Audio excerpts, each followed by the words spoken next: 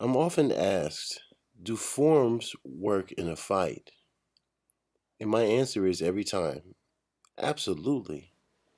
Well, it's not that the form itself is something that you can use directly in a fight, but what a form is the alphabet of movements that help you memorize what can be used in a particular situation. First, you must practice those individual pieces thousands of times.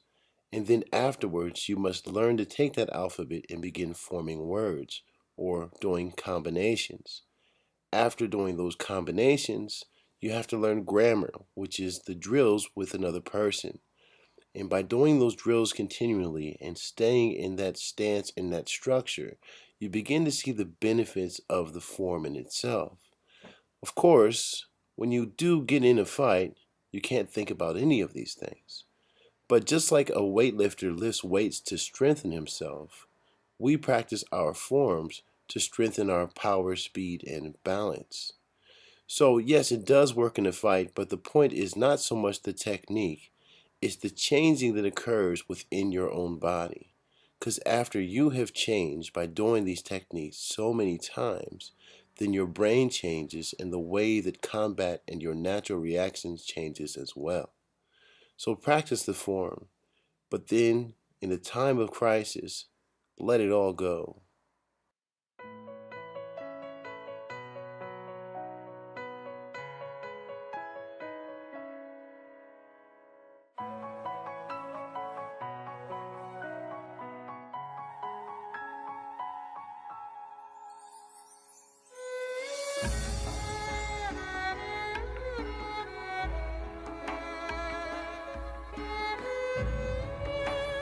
Using the flowing force, it's important to start with just the upper body. First turn with the body, dragging the hands behind. As you plant your weight, the palms push forward. But as you turn and pull, they turn into like a blade shape that circles over almost like you have a ball in front of you. And you push that ball in the other direction.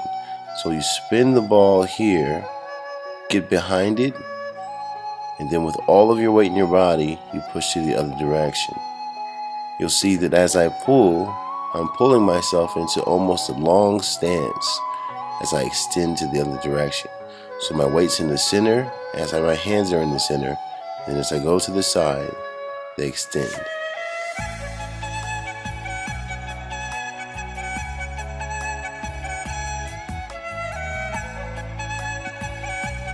It's important that once you sink that weight, that your palms also point upward as you push out. Now when we do it with the full body, we raise the leg and the hands together. So I keep my shoulders pressed down as I raise my legs up, put that hand down and extend. So the motion happens in 1, pulling, 2, raising, 3, dropping, and 4, shoving. 1, pulling, raising, dropping, shoving. It's one motion, and you should be able to continue doing it fluently from one direction to the other. You'll see that my leg can go in either the front or the back, depending on what direction I want to go or what technique I want to use. You get more of a compressed energy when the leg is in the front, and when it's in the back, it's easier to retreat.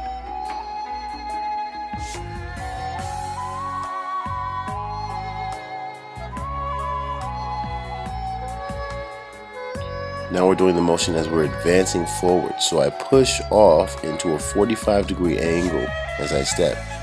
I raise my leg. It's kind of a stomp sometimes, but it's really more of just a small hop to keep you grounded. Raise the leg up, put it out in front of me just enough to make me raise forward. And you'll see it from the side here the same way. I push off into a 45-degree angle so I can cut off my opponent's energy. Shoving your opponent forward is easy enough, but it can really lead you into a kind of a conflict that you might lose of force. Here it is retreating. So it's always important to make sure that you're pushing your opponent in an angle where his balance is not at. Balance yourself, put yourself in a straight line, and shove him to the side.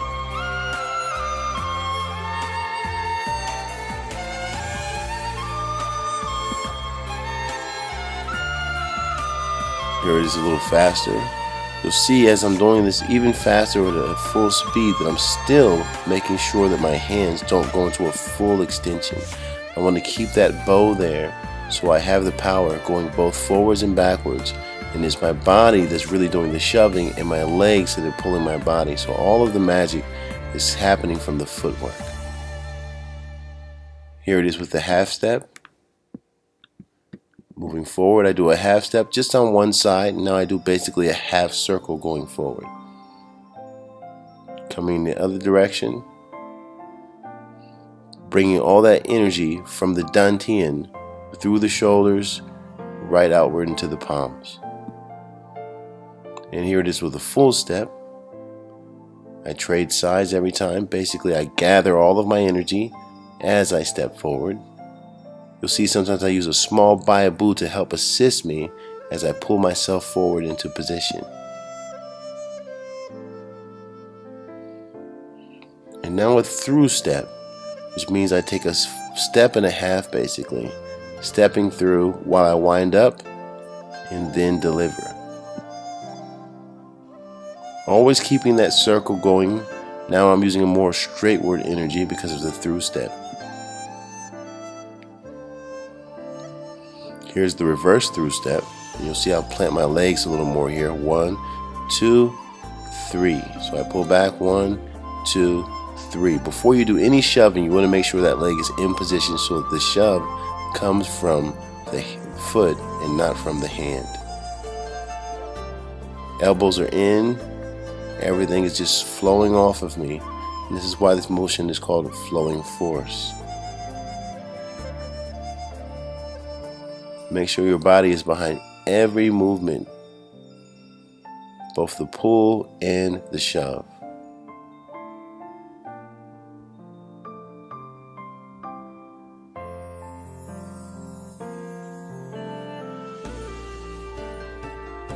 And you'll see basically what this has when we do applications. You'll see that it's both a rising energy and a dropping energy. Now we're doing the full step, going backwards, retreating. You'll see that I raise it, drop it, and then shove it. Raise, drop, shove, doing that in a circle. So if the attack comes from the left or the right, I'm in a good position.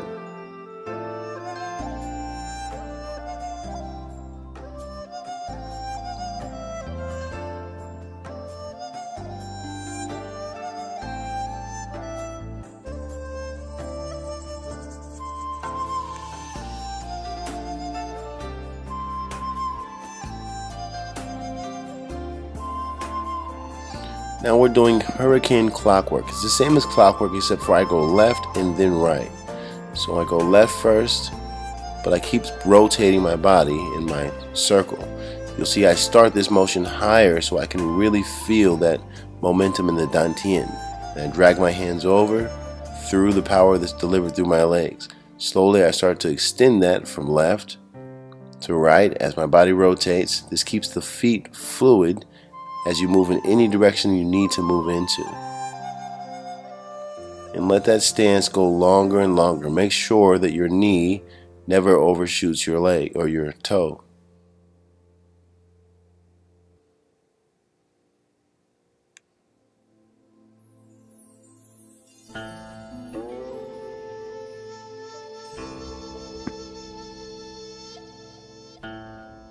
Now I go back in the other direction. Up, down, forward, up, down, forward. Always remembering that you have the left, right, but the up and down is just as important.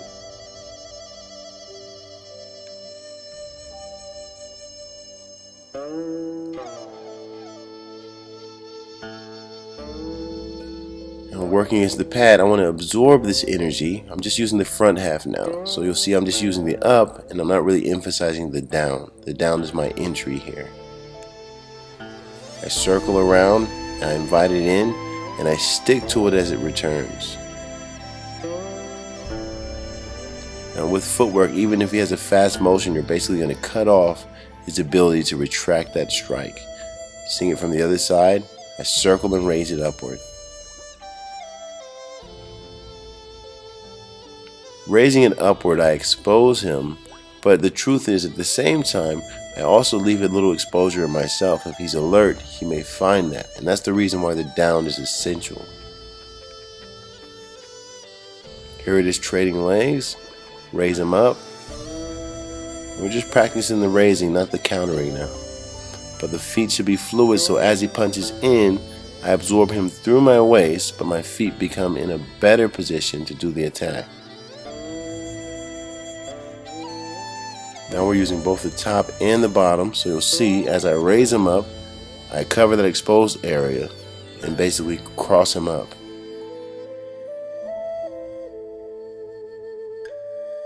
So it's the 1, 2, 3.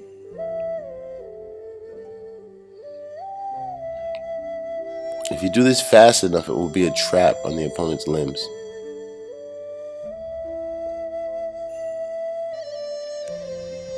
You'll see by bringing that elbow in, basically you're not going to give him anything good. Even if he gets a little piece of you, by absorbing and pulling your body back onto that back foot, you're not going to give him anything good, and that elbow dropping down is really going to not only dissolve, but discourage a second attack. Now we're doing it with a single hand, so you see me rotating here with both hands. Now I just figure that rhythm out, and then I put one hand back and let the one hand do the work. With flowing force, it's important to understand that the limbs are really just reacting to what's happening in the lower body. So doing it with one hand or two hands shouldn't make too much of a difference. You're turning in one direction and then in the next direction while dropping your weight. So one direction is going and raising, the other one's dropping. With this turn, it becomes easy to deflect no matter what side the attack comes from. It goes from the right or it goes from the left. You're covered in here, and by keeping the elbows in and the shoulders focused, then you know that you're going to basically expose an opening in him as he attacks you.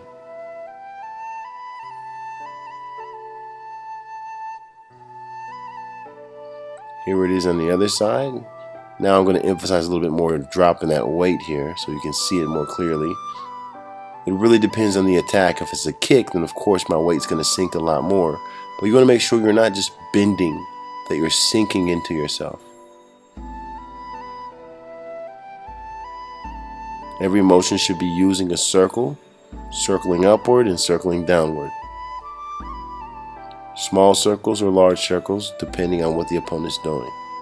And here it is with the counter. So I slip past one, the next, and it winds me up for the delivery.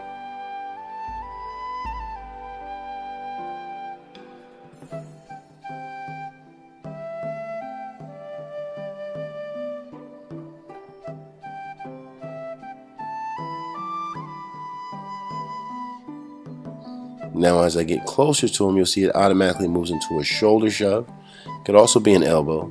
But basically what I'm doing is using my steps to cut off his energy. So as I move in the circle motion from left to right, up to down, I find my opponent's weak point and I shove in there. Here it is on the other side. So it's important to check all the ranges. Try the palm, try the shoulder, and try the elbow. See what works.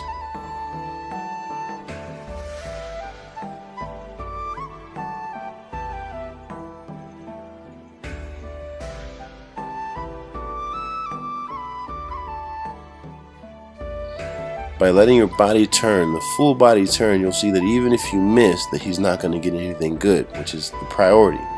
Your body is shifting from left to right, allowing you to gain momentum while making him miss more often.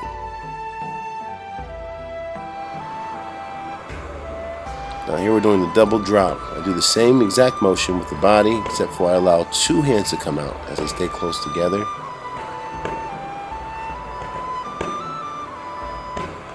And that's the beauty of flowing forces, that it's really thousands of movements put into one movement. Depending on what's coming at you and how you learn to relax, you can do anything with it.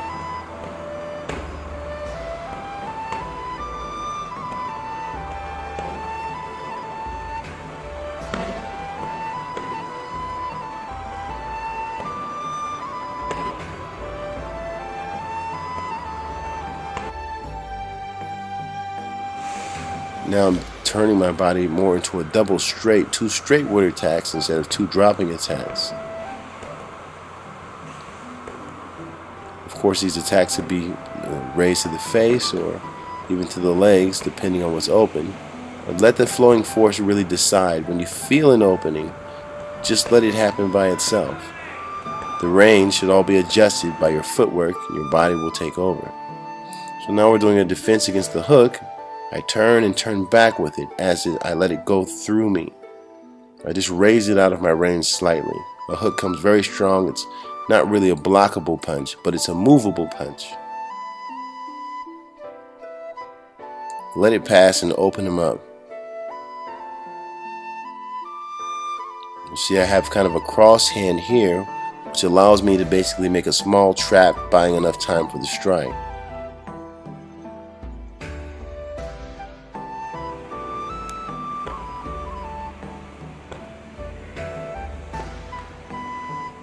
As I open, I use a little dropping energy, and you'll see now that the collapsing fist comes in here quite naturally. Just putting that fist in to cover up my options so he doesn't get in, it winds me up to a nice collapsing fist punch.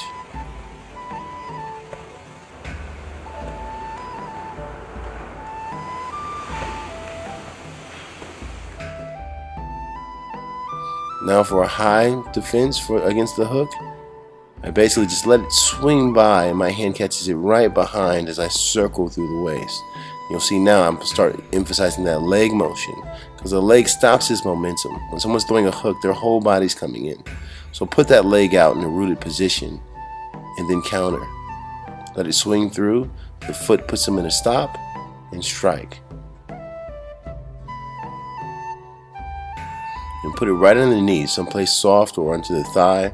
You can raise it up. It can even go into its body. But if you're not in a rooted position, this is going to knock you off balance, so really practice it.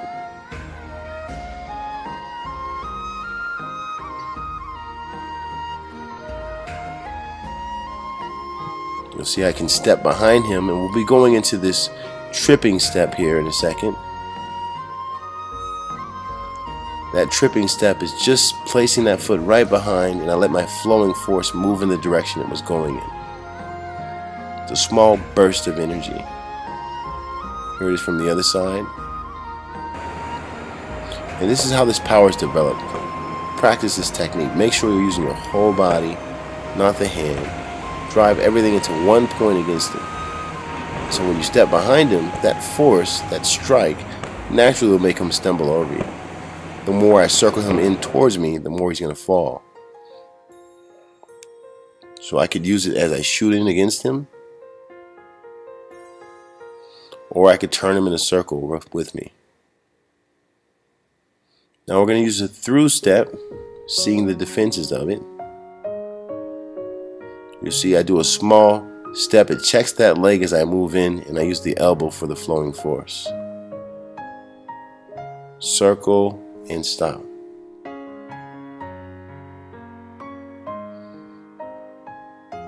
You'll see the through step here really offers a nice quick sweep that will just buy a little of attention to the bottom side.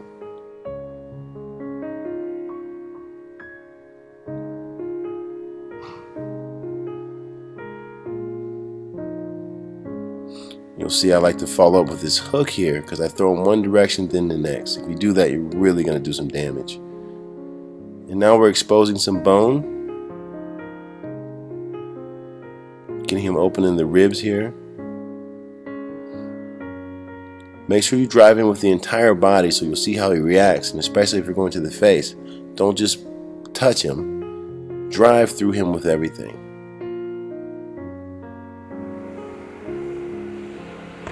Now the numb limbs. Basically I slam down on this opening as he comes in. Turn and drop all that weight with both hands, making sure that hand is completely discouraged and nullified.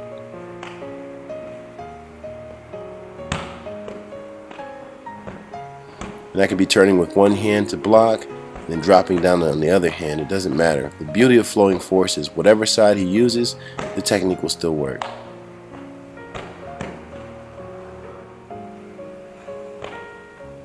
Here it is on the other side. using against a high defense, then a low defense. It works best this way. If it's high then low, you really have momentum against that second movement.